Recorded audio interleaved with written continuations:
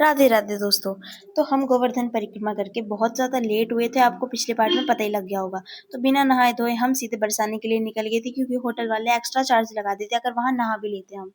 तो इसलिए अपने पैसे बचाते हुए हम चले गए बरसाना, और बरसाने में इतना प्यारा आश्रम मिला हमें राधा रानी की कृपा से कि हमने वहीं पर अपना सारा सामान रखा और वहीं पर विश्राम किया, और वहीं पर हमने भोजन भी खाया। इतना प्यारा।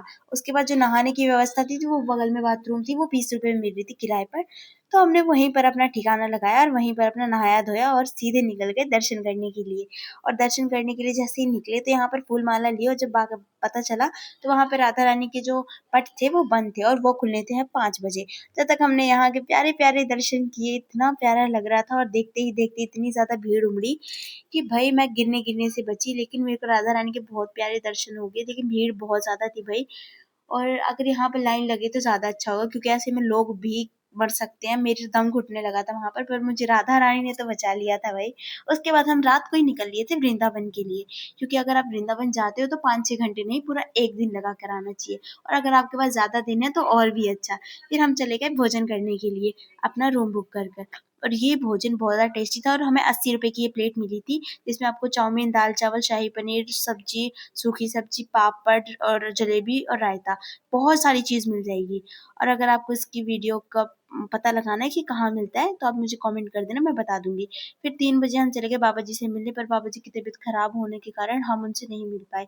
तो मुंह लटका के अपना घर आ गए, और सुबह तैयार होके हम निकल लिए थे बांके बिहारी जी के दर्शन करने के लिए।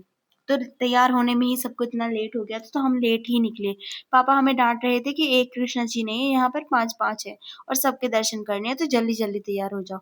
तो इसी चक्कर में बहुत ज़्यादा जल्दी जल्दी तैयार हुए। उसके बाद मैंने अपने साड़े से थोपड़े पे इतना प्यारा टीका लगवाया, और फिर निकल गए हम सीधे दर्शन करने के लिए। पर हमें क्या पता था इन गलियों में हम भटक जाएंगे।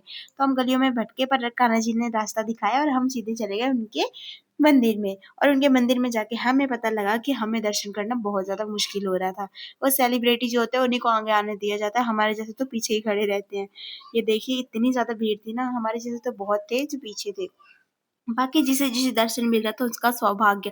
फिर मुझे एकदम से आगे आने मिला, और मैं इतने प्यारे दर्शन की। फिर उन्होंने पंडित जी ने मुझे भोग दिया, और एक वो दुपट्टा सा भी उड़ाया, वो पीला-पीला सा, वो मैं अपने आप प्रसाद समझ के मैंने अपने पास रख लिया। और फिर हम सीधे आ गए थे यहाँ पर स्नेह बिहारी जी के दर्शन करने के लिए, जो कि वहीं पर मंदिर पड़ता है।